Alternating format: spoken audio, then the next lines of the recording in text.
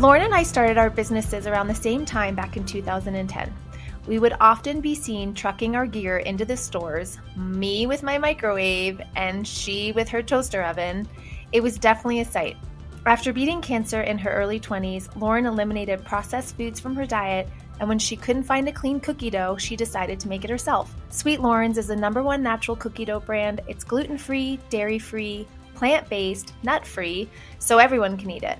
It's insanely delicious, and I always have a packet in the fridge just in case I need to whip something together. Hope you enjoy this week's episode of Kicking It with Christy. I'm going to kick this off with a quote. Life begins at the end of your comfort zone. Neil Walsh said this. He's the author of Conversations with God, and I know that that title is very religious, but it's not actually. It's an amazing book. And it really resonated from a spiritual point of view for me.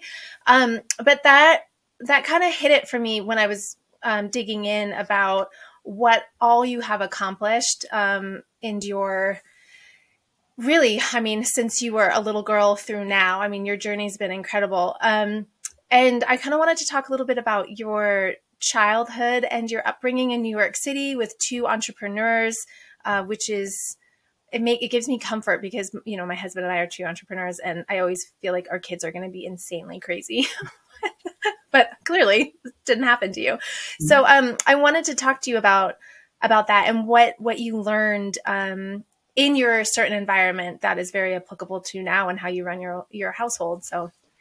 Yeah, I think my parents just weren't traditional. Like me and my brother and sister all have like kind of unisex, you know, not common names. My brother's Micah, my sister's Wade. I'm Lauren, spelled Loren. Like they both had their own businesses and they both really kind of respected each other's schedule, meaning like they just were in different places running different things a lot. And, you know, when you grow up and that's your home, I mean, you don't know it's weird or you don't know it's different. It's just what it is.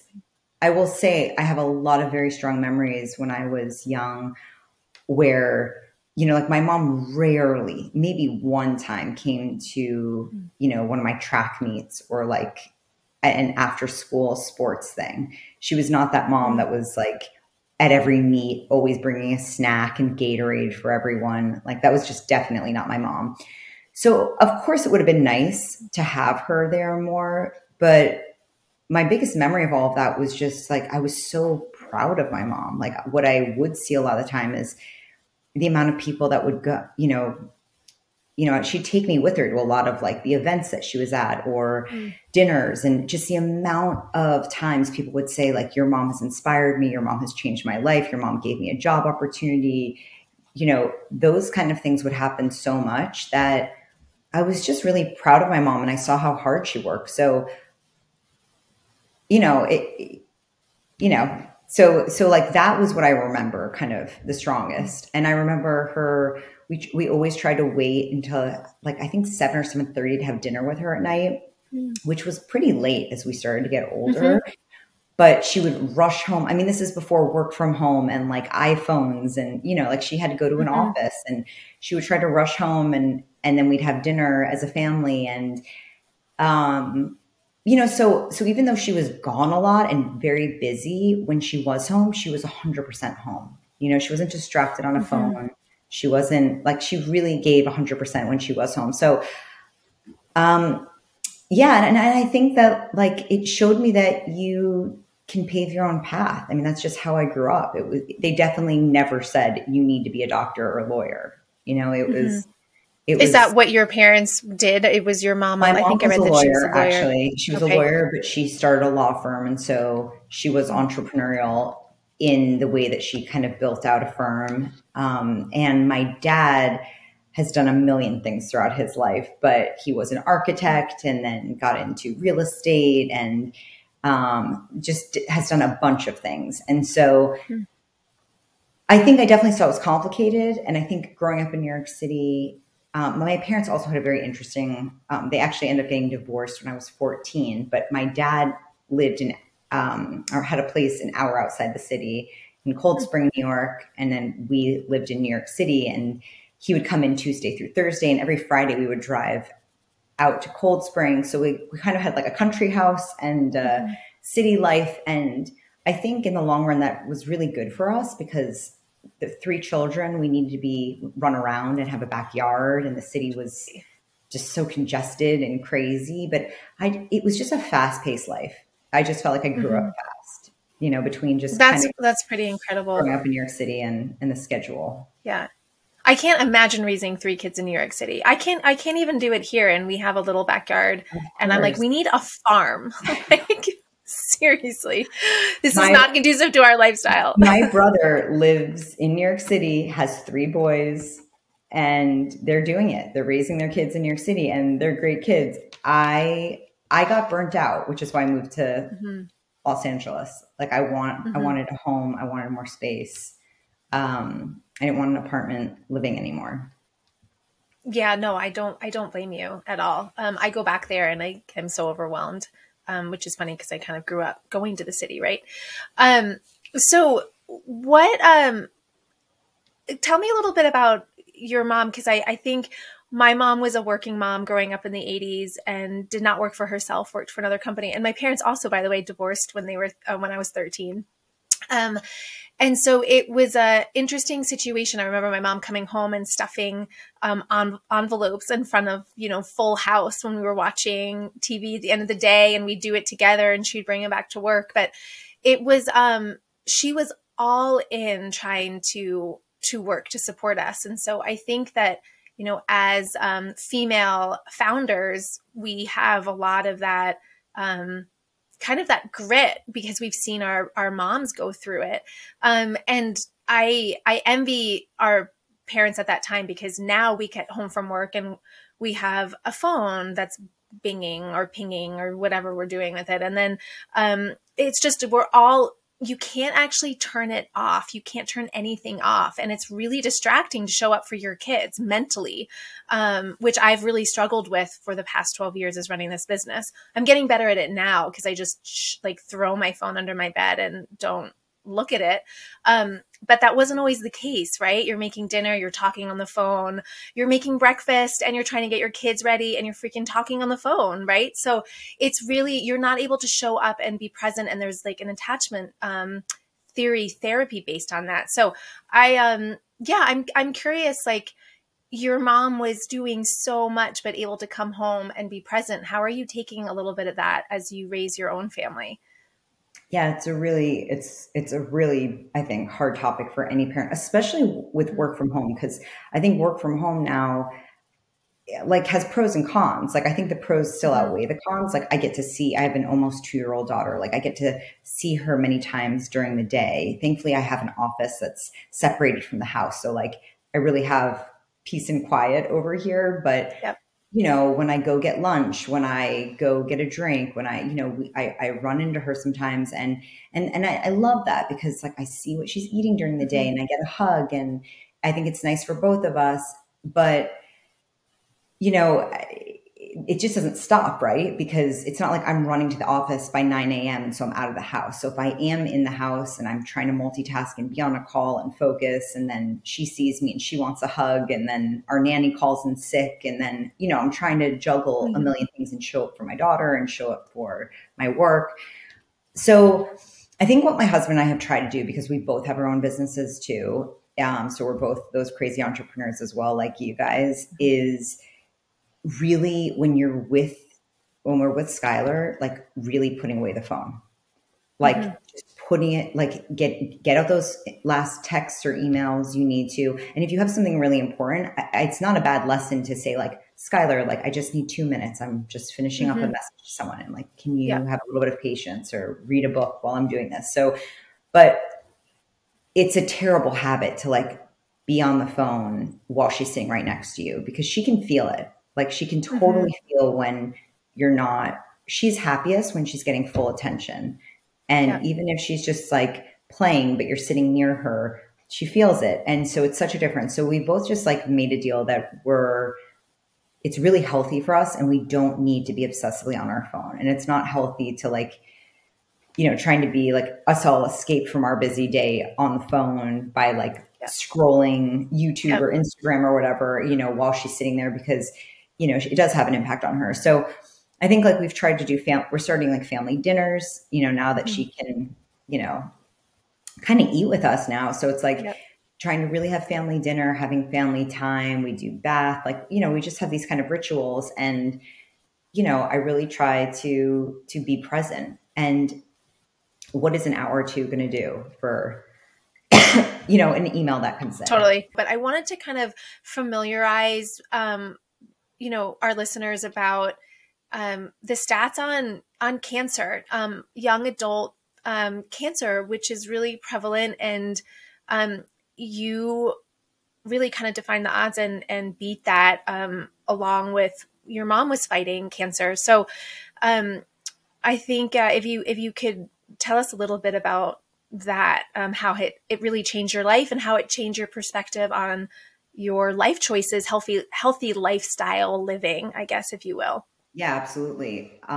So I grew up, my mom, our family just was always, I'd say on the scale of healthy, we were definitely a healthy, health conscious family. There was always salad on the dinner table. My mom never allowed soda in the house. Like it was about real food, growing. My mom went to Berkeley for college. She definitely had kind of a hippie in her. And my dad had a farm at one point. And so both my parents were just very kind of real food and as natural as possible. So I grew up that way. But of course I was a normal kid too, and teenager. I snacked, I ate whatever other people were eating sometimes. Like, you're not really taught nutrition by anyone.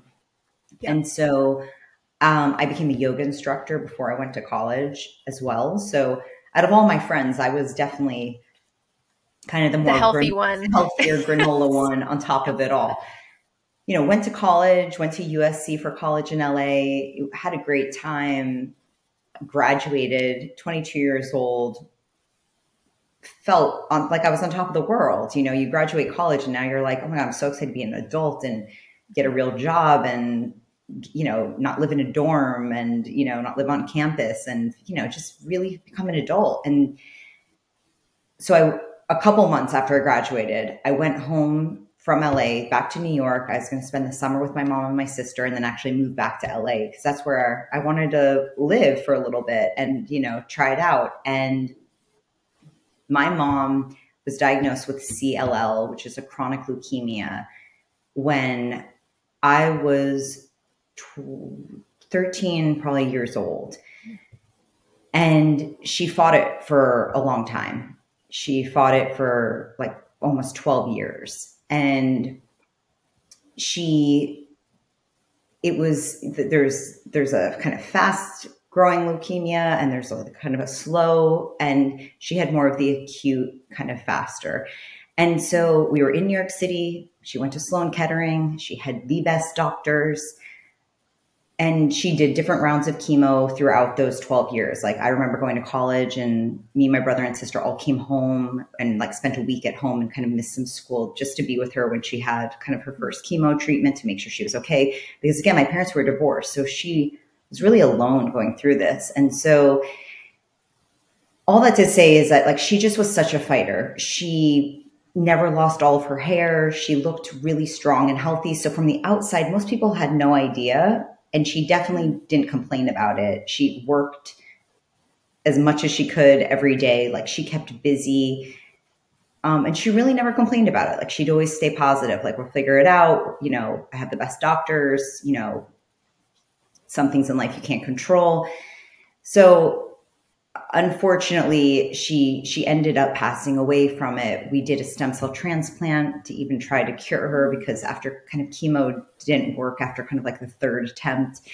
So just at a young age, from the age of kind of 14 to she passed away when I was 26, like I just was exposed to hospitals and like seeing someone fight as hard as they could and having, access to the best doctors and still there isn't a guarantee, And so what's crazy is in the middle of that, when I was 22, I was diagnosed with Hodgkin's lymphoma. There isn't really a genetic link between them. It's kind of a crazy, they haven't figured that out. And Hodgkin's lymphoma is is found in kind of younger. It's, there are some cases in like older, like 65 and above or 55 and above, but it really hits kind of young, like 15 to 30. And so 22 years old, the last thing I was thinking was that I could possibly be sick. So I woke up one morning, the lymph nodes in my neck were really swollen out of nowhere. It definitely felt weird, but I had no other symptoms. My mom took me to her doctor, who was an oncologist, because I was done with my pediatrician. Like I was 22. You were in that, that weird zone where I was going to find a new doctor when I moved back to LA in a month. And so, her doctor was a cancer specialist. So he looked at me and he was like, you either have nothing at all, or this is Hodgkin's lymphoma, because that, young people can get that. And nothing showed up in my blood work. So they had to do a biopsy, and all of a sudden it just took like a month of testing. And I was supposed to be back in LA and everything just got rearranged. And I was diagnosed with stage 2 Hodgkin's lymphoma. I had to go through 6 months of chemo, and, it forever changed me. And the first couple of months, and I was living at home with my mom, who again, was kind of going through her own battle, but trying to take care of me. And, the biggest learnings of all of it is like, thank God there's a cure, and thank God I am healthy now. And once I got through that, I just really vowed to myself that I was going to just every single day live at 100%, because nothing is promised, and I just saw that so firsthand. And I just wanted to live a life where I was as happy as possible every day, feeling my best. And that way I just wouldn't have regrets. And also I just saw how incredibly important health is, and there's a lot, I think at a young age, you feel very invincible and you feel like nothing could potentially happen to you. And I just started to see firsthand how much better I felt mentally and physically when I started to eat more real, less processed foods. And so for the first couple of months when I went through treatment, I was super depressed. I've always been a happy person. And for the first time in my life, I was really down and out and really sad. And I just was like, am I ever going to be happy again? Am I ever going to feel healthy? Am I ever going to get fit and strong again? All these just worries. Am I going to survive? And am I ever going to have children? Really scared. And then after those first 2 months, something just my brain just switched on, and I was like, I am so done feeling sad. I'm not going to let this, cripple me. I'm going to turn this around. I'm going to do everything I can to get through this and thrive on the other side. And that's it. I'm going to get through it. That's it. That's just what's happening. And I'm going to 100% focus my brain on it. And so because I wasn't working and I had days off from chemo and doctors, I was like, I'm going to take cooking classes on those days, and I'm going to study nutrition, and I'm going to keep me as healthy and strong as possible so I can get through this and thrive on the other side. And my doctor didn't talk about food or nutrition. So I just was so going with my instincts of just what is in my control? The food that we eat is kind of the only other thing I can control right now, besides meditation and just kind of calming my nerves and connecting with my, and working out as much as possible. But I definitely, I used to run track in high school. I definitely couldn't run the way I used to. Your body needed to heal, right? So, you can only do so much. Gentle, it was gentle working out, but I still pushed myself as much as possible to get blood flowing and to get, as many good dopamine and kind of happy cells going on inside my brain. And so I started studying nutrition, cut out anything processed, anything refined, really got serious about the oils I was using, the type of flours. And this was a whole new world to me, because the way I grew up, it was just there's canola oil in your pantry that's you've had for 2 years. There's white flour. That's the only type of flour that exists. There's, it's sugar, white flour, butter, milk. It's very, cream, I grew up corn syrup, whatever the recipe calls for. And I was like, no way. I never want corn syrup. I never want white flour anymore. I want whole grain, unprocessed flours. I want healthier oils that are healthy for you. all that kind of thinking, just and even like the chocolate, like I don't want these chocolate chips that have like, dextrose or soy lecithin or just like so many ingredients. Like, how do I just keep it cleaner and cleaner? So kind of became obsessed because I started to become a really good cook making salads and my meals, but I have a huge sweet tooth and I love chocolate. And I just was like, I don't want to give that up. I don't want to be in a diet and feel deprived for the rest of my life to lead a healthy life. Like, I think part of living a healthy life is like having whatever you want and like listening to your body and like whatever it's craving, like giving it to it and nourishing yourself and celebrating life. And like, and I don't know anyone who's happy on a strict diet all the time. I just like, no one. I want to, and also what guarantee is that, right? Like that you'll never get any illness. Like, so I just was like, there has to be a way to make sweets and treats, baked goods better for you. So you feel good eating it, like physically, mentally, it doesn't give you such a high sugar crash. And it can really be part of like a healthy, balanced lifestyle. And so I started to make my own recipes. I have a huge sweet tooth. I love cookie dough. I think warm cookies, like a warm chocolate chip cookie is probably like the best thing in the world. Mm-hmm.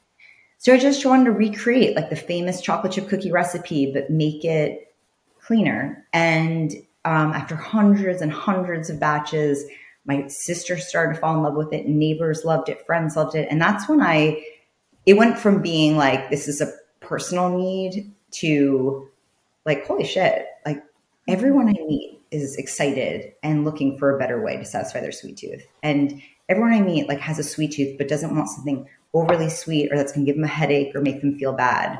Like, how do I solve that problem? And that's amazing. I mean, I remember, I forget where we were, but I was walking in with a microwave and you were walking in with a toaster oven. and I think it was at like the Greenwich. I don't know what it was, but it was at an outdoor Greenwich Food and Wine Festival or something like that. Yeah, exactly. Like so crazy. But I remember going up, and at that time, were you doing gluten-free? Were you always doing gluten-free? No, or this was not gluten-free, no, it's right? another important point of the Sweet Lauren's journey. So when I'm personally not gluten-free, I don't eat a lot of gluten, and my husband is gluten-free. So like our home is pretty much gluten-free at this point, and I feel better because I just don't eat a lot of refined flours in general. But when I started Sweet Lauren's, I eat gluten and I just wanted to be using whole grain flours. So it wasn't gluten-free at the beginning. I was using a lot of oat flour, but I was also using some whole wheat flour, which made it, not gluten-free. Yeah. And I thought it was great. But the kind of major point that changed Sweet Lauren's to become gluten-free and really kind of allergen friendly was I got us into Publix and then Kroger supermarkets. And when that happened, I was able to hire a team finally. And we were finally reaching millions of people across the country. So not just New York City or the Northeast, like we were finally in every state basically. And I started to get hundreds of emails and calls from people that were like, I love your concept. I'm obsessed with your product, but my wife is gluten-free, but my son has a nut allergy, but my girlfriend is dairy-free. We're trying to be more plant-based. Like I just kept hearing all of the people with so many different food restrictions or dietary restrictions or lifestyles or people trying to be vegan or people that weren't really gluten-free, but they felt better being gluten-free. And people that honestly just wanted to eat the same thing as their whole family. Mm-hmm. Like they didn't want to have like one person in the family eating the weird food because they're the ones. It's hard. It's a hard choice. So I just listening to that over and over again, I just listened to my intuition of like, let me create a new recipe and basically make it allergen free. It's going to be gluten-free, dairy-free, plant-based, peanut, tree nut free, basically free of the top 14 allergens. Mm-hmm. And that way, like basically everyone that can't eat the processed cookie dough that's on the shelf will have something safe to enjoy. Everyone thought it was going to be kind of niche. Like they were like, Lauren, really? I don't know if you should do this. Like they do. They do think that. And you need to trust your gut and your intuition. And, anyone who really wasn't gluten-free was like, really, if it says gluten-free on it, I'm not going to eat it. I know it's going to taste bad. And I was like, you have to try this recipe though. It's amazing. You'll never know it's gluten-free or vegan. So anyways, launched that in Publix and Kroger, and it became our number one SKU overnight. And that data in itself just kind of showed us like, why would we have two separate lines? Like, why wouldn't I just make Sweet Loren's a universal cookie dough that kind of everyone can enjoy? And then it's easier to stand for something and answer customer questions and really do something that no one else is doing in our industry. And I remember going to an expo, I forget when it was, but you launched it and you came up and you're like, I finally did the gluten-free version. Mm-hmm. And I was so excited, but it is true. Like, our whole family can eat it. What I find kind of fascinating is it's a $10 billion industry, right? Cookies in general. Is that stat right? So $10 billion ready to eat cookie industry, like baked, shelf stable cookie dough, like refrigerated cookie dough is about a $650 million industry. Okay. Still, I mean, big, but still a lot of room to grow. And then I was doing some digging because I was interested in just cookies in general have been around for a long time, right? But the commercialization of the chocolate chip cookie, Toll House, and then there's some stories around how actually it wasn't this woman at a Toll House, it was a hotel, or maybe it wasn't a hotel. I think it was a restaurant in Wakefield, Mass. But she kind of, I'm sure you know the story, but essentially dumped a bar of chocolate or chocolate crumbles into a cookie kind of pastry-like product, right? So chocolate chip cookies. But I think but apparently that wasn't actually true. Like, I think Kroger and Bi-Rite started making chocolate chip cookies like in the 1920s. And she started doing it in the 1930s, which I find fascinating. But cookies have been around, chocolate chip cookies specifically have been around, at least in the United States, for around that time.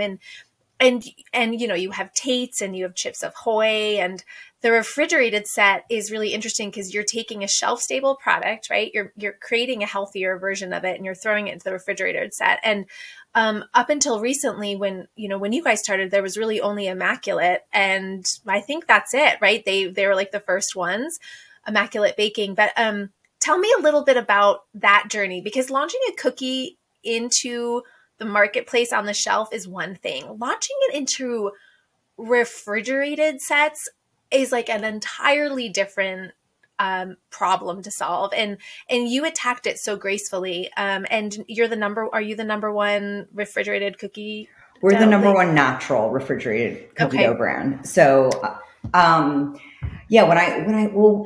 again, I really went with my instincts because I didn't have access to data and numbers the way I do now. Mm-hmm. So I had no idea, how big these categories were and who, really the players were and would be over the next couple of years. But, intuitively, there was a couple things. One, all I cared about was that this was my recipes were so delicious, but also that they were as clean and as natural as possible, which meant no preservatives, and I knew that once I baked these cookies, they're good for a couple of days, but that's it. I mean, they're not, mm-hmm. Once you bake cookies, they're not good 2 weeks later.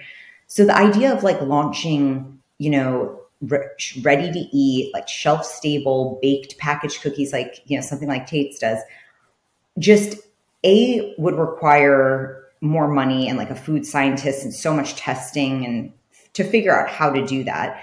But also intuitively, like, it's just not as delicious. Like something packaged on the shelf that's been there for months is nowhere near as delicious as a warm, gooey cookie out of the oven. 100%. And then because I did so much sampling, even before I launched, even when I launched in Whole Foods, like I was that girl, on the subway bringing a toaster oven in a, rolly suitcase, to Whole Foods to plug it in and to bake off cookie dough, when I was sampling in Whole Foods. But even way before that, and like I started writing a business plan for Sweet Loren's, like I really thought about all the different avenues I could do. Like, should I open a bakery? Mm-hmm. Should I launch into baked packaged cookies? Should I do cookie dough? Should I be frozen, refrigerated? I mean, I looked at all the options, and most people's reaction, like, I don't care what age, ethnicity, socioeconomic class, like everyone I met almost when I would talk about cookie dough, their eyes would pop out of their head. Like everyone just loves cookie dough. And I would hear from so many people, oh my God, I just love eating it raw. But then I would hear from a lot of moms, like, this is so convenient and great for me. Like, I just want the dough because I can keep it on hand in my fridge. And then when my kids get home from school later, like, I can bake off just a couple, like whenever. It's such a convenience factor. Lauren, wait, hold on that thought. I smell something and I'm terrified that I didn't turn the oven off. But wait, but the convenience factor, because my mom didn't bake cookies and I actually love making cookies, but I don't have time to make cookies. And Of course. it's impossible. But you want your kids to come home and experience that warm cookie, that fresh made cookie. It right? just makes it makes all the difference when you have a dinner party, when you yourself, after you put your kids down to sleep, just want to relax with yourself or your husband and just be like, oh, finally, like we get to have our dessert, we get to watch TV, like, or for your kids, there's just nothing better than something like warm, fresh out of the oven, and it makes the whole house smell good. And kids love baking it themselves and decorating them or making them into shape. So yeah, so I fell in love with that. Like when I just saw the reaction with cookie dough, I was like, sure, I can always do like a shelf stable cookie down the road, but like cookie dough was just what I saw people react the most to. And then when I met with Whole Foods and asked them what they thought, they kind of said like, no one's really built like this brand that people absolutely love in cookie dough. And of course, Whole Foods doesn't carry, the conventional, brands. And that was really my aha. It was just, there is no brand that if I was a mom right now, or even not, like that I want to buy, that I love, that's so delicious, that has great ingredients. And so that became the goal for Sweet Loren's was, I'm going to build the next brand name in cookie dough that stands for natural, it stands for delicious, it stands for convenience. And, I am pretty sure that all the people that like I'm friends with and that want what I want are looking for something like this too. Mm-hmm. Absolutely. 100%. Okay. As a female entrepreneur and founder, what has been the hardest thing for you and what's the greatest lesson that has come out of that? I think the hardest thing was the early years. Like I had and men could probably say the same thing about this, but just speaking as a woman who also wanted to get married and have a family and have kids one day, I really had to put that all on hold. Like I dated while I started Sweet Loren's, but I had no space in my brain to really be with someone. Like I was thinking about Sweet Loren's 7 days a week. I was so overwhelmed with all the decisions being made. I couldn't just relax, and the idea of like getting married or having children or having enough, like the company just wasn't set up enough yet to be stable enough that like, I felt like I could, let it run on its own and, take off time to date or go on a vacation with a guy or, have children and be able to hand off really important meetings. So I'd say, the beginning part and at the very early stages of Sweet Loren's, especially, and you can imagine this, like when I said, I'm starting a cookie dough company, how many people would be like, that's so cute. That's so sweet. And I'd be like, are you fucking kidding me? Like, the goal isn't to be cute and sweet. Like it's to make your favorite foods available and have them be made of such better ingredients and, and make people, especially busy people, feel like they can have it all and not have to compromise because they can't make everything from scratch every single day. And so, yeah, I think like it was overcoming the cute factor and really Sweet Loren's being taken seriously at the very beginning before numbers, could tell it was serious. And then also, just having that confidence that I could get it off the ground after 5 years and get it to a point where like I could have the freedom and the stability to find a great guy and get married and have a kid and figure out how to have balance and have it all. Mm-hmm. That's really great. Yeah, it's hard. It's impossible. I don't know how I would have ever found a husband. Right. If we had so not hard. Found each other sooner. Okay. What are you the most optimistic about at Sweet Loren's and hopeful? I just hired a president.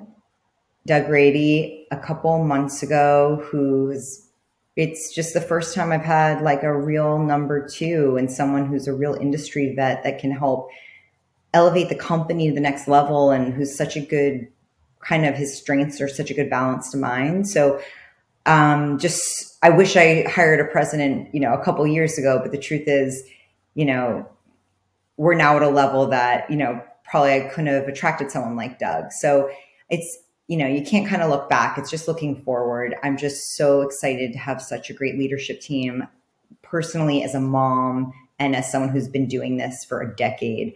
I'm really excited to have a number two and someone who's taking over the day-to-day of running the business. And so that I can focus on, just being a CEO and like the high level vision and innovation and all of our major goals. And so I'm just so excited because that gives me the energy to keep going at this for a long more time. I'm going to jump into questions on the fly. So podcast or books?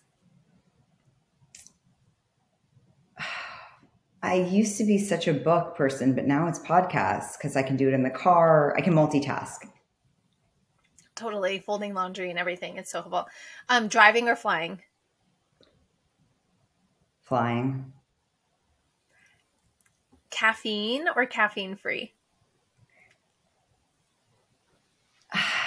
I've stopped coffee, but I still want a little caffeine. So I'm kind of in the middle on that one. But I don't need, if you told me, no, you don't need caffeine for the rest of your life or you could never drink it, I'd be fine.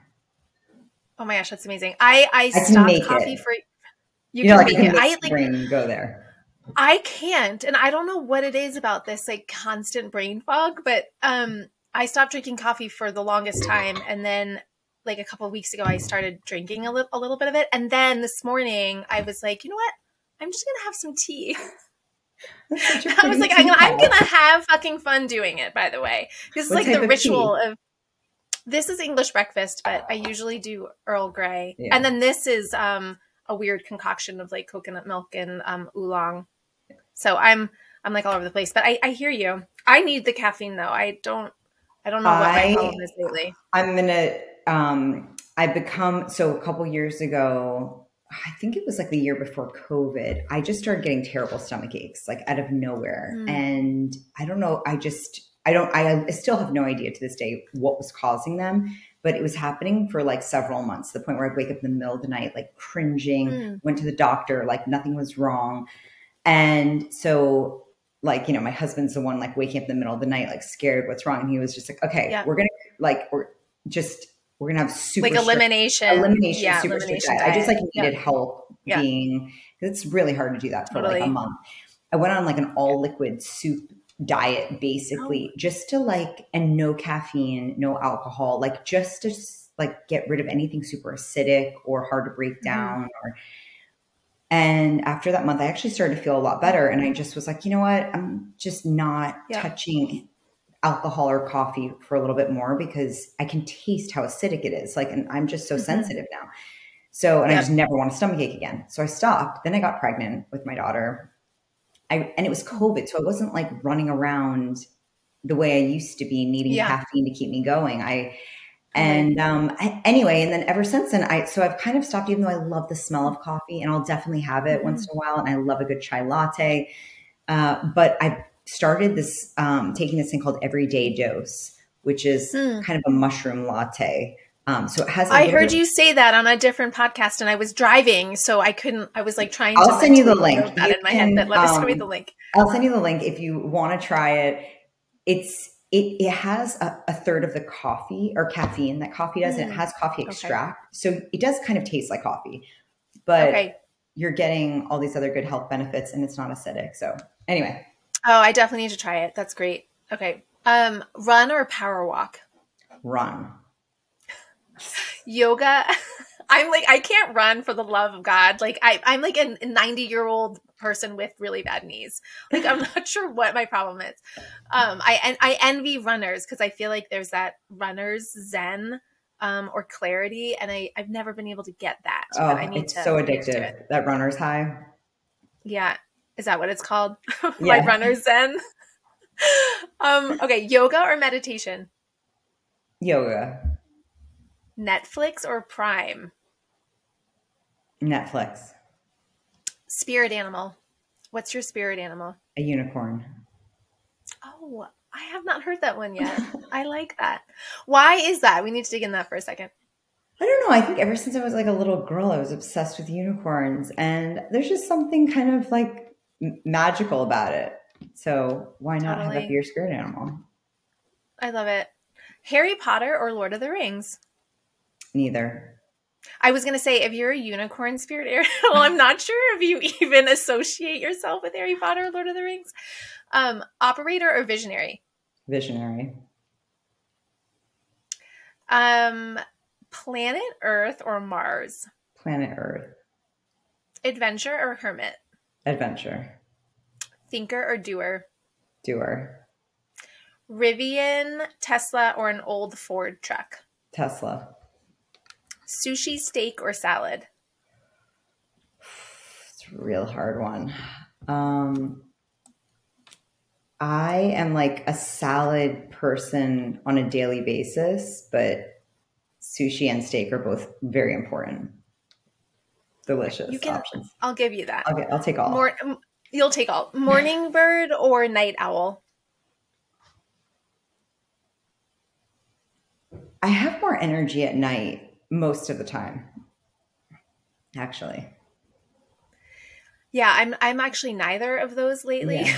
So, Spotify or Pandora? Spotify. Ninja or warrior? Ninja.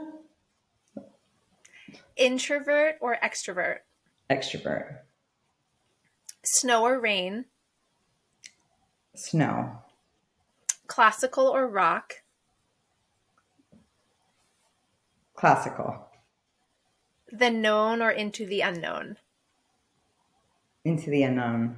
Where can the listener find Sweet Loren's? How can we support you on social, website, media? So you can find any of Sweet Loren's cookie dough products in the refrigerated cookie dough section of your local grocery store. You can put your zip code into our website, our store locator, to find where we're sold near you. But we're sold at, Publix, Whole Foods, Kroger, Target, Harris Teeter, Wegmans, most of the major supermarkets. So definitely try us out. We also just launched a less sugar line that has about 40% less sugar than the kind of big guys. And there's no sugar substitutes or anything artificial in there. It's really just pure plant-based cane sugar sweetened. And so definitely check out our new products and our new flavors if you haven't had them. They're all amazing and safe to eat raw. And follow us on Instagram and Facebook at Sweet Loren's, at Sweet Lorens. And you can follow me at Loren Brill, LORENBRILL, on Instagram. And if you have any questions about anything, our team is just more than happy to chat. So email us hello@sweetlorens.com.